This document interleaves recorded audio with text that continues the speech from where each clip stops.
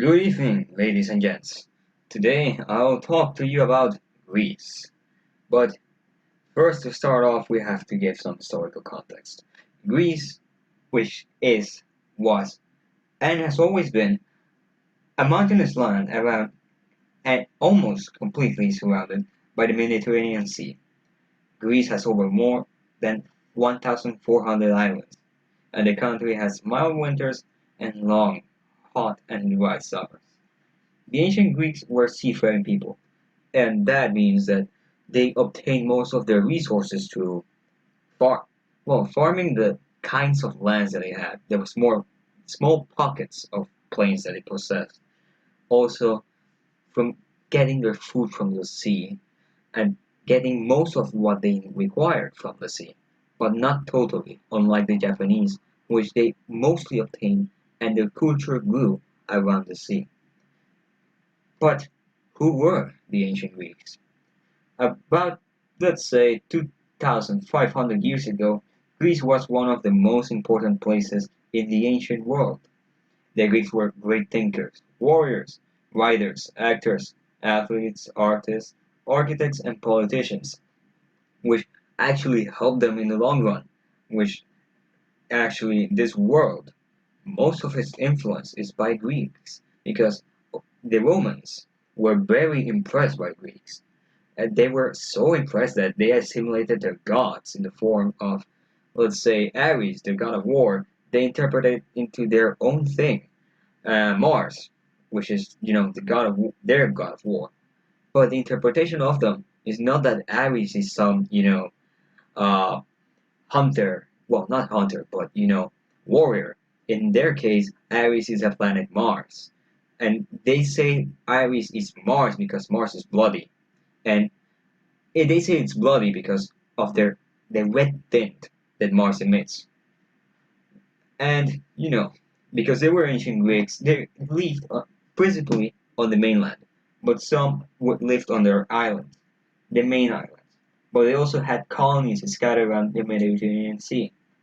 There were Greeks in Italy, Sicily, Turkey, North Africa, and as far as the Mediterranean Sea could go, and west of France. They sailed the sea to trade and find new lands. The Greeks took their ideas with them and they started a new life in several places. And that is what helped them along in the long run to spread their ideas also, apart from the Romans. One of the Greek civilizations that was important and is because of the cultural impact on Greece is the Minoans. They were sea traders who reached as far as Egypt and Mesopotamia, and by 2000 BCE, Ionian fleets dominated the region in trade as well as in protection. You can guess what that means. Minoan civilizations peaked in 1600 BC, but collapsed 250 years later thanks to invasions. But the most important part of gods in modern culture is the impact that their gods possess.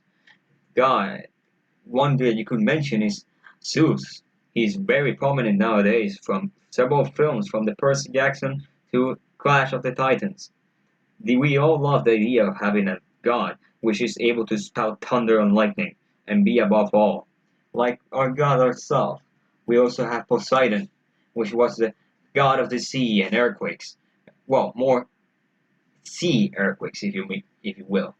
And we have Hades, which is oddly misinterpreted as he is not the evil guy 9 times out of 10. He was just tricked, but he just got at light. Light. Not kind of light, but kind of strong hatred towards his oldest brother, which is Zeus. But he wasn't evil. He was just the man who was guided and told to guide other souls from the damned and give them eternal rest and peace in his hell. Well, not hell, but it has different layers. The worst part is, the boiling one. But there's also an area called Ephesus, if I remember correctly.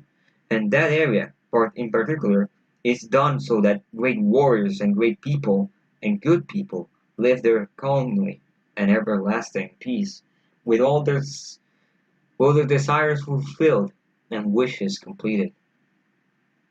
But the most important part of all of this comes when a good small guy, you could say, in the name of Alexander the Great was born. Alexander the Third of Macedon, commonly known as Alexander the Great, was a king of the ancient Greek kingdom of Macedon and a member of the Argead dynasty.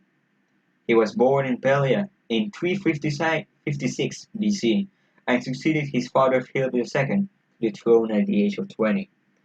He was a conqueror.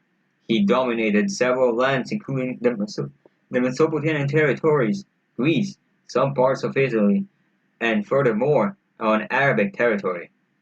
But when his death came, there was a huge gap of power, as the next online was not totally fulfilled for the role.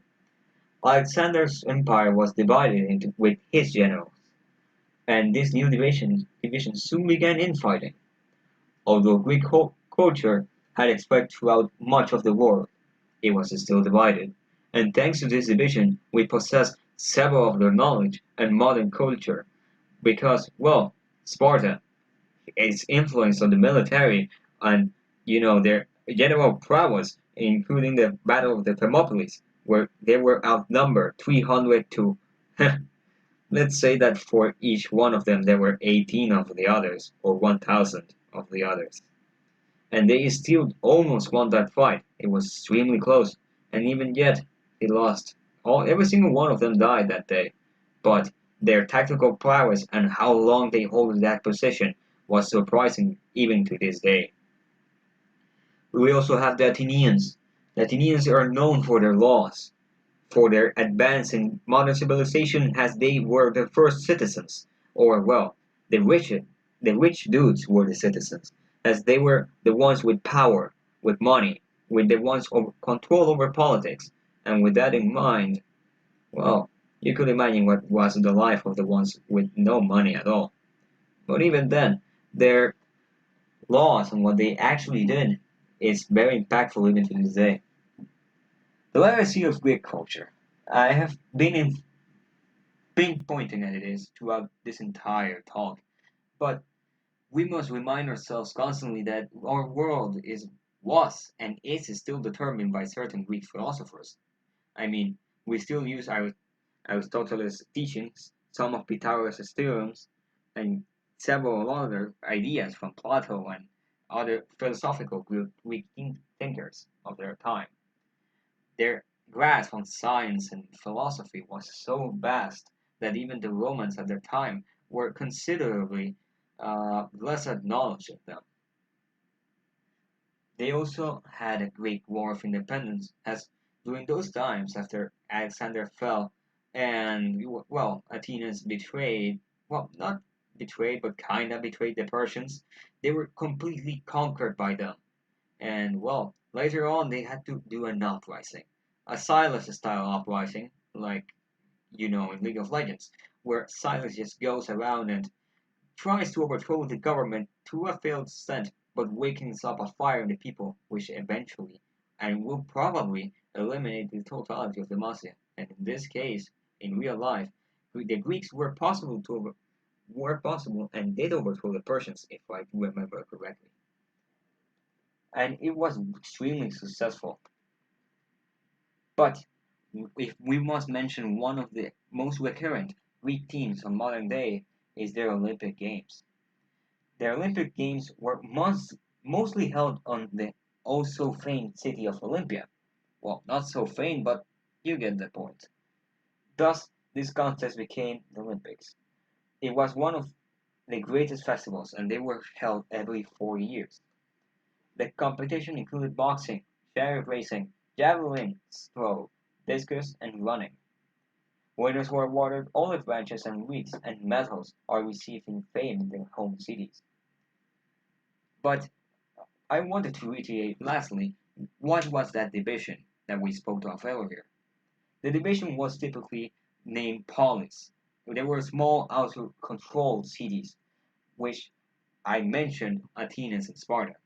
These cities had their own, let's say, philosophical thinking and laws, their own rule, their own type of ruling, and most of them had monarchs. They had a certain specific leader, unlike Athens. Athens was different in the sense that they had not a monarch, but someone that the people chose. The people choose that guy to take the spear per se and keep their line, keep Athens, on the fight per se.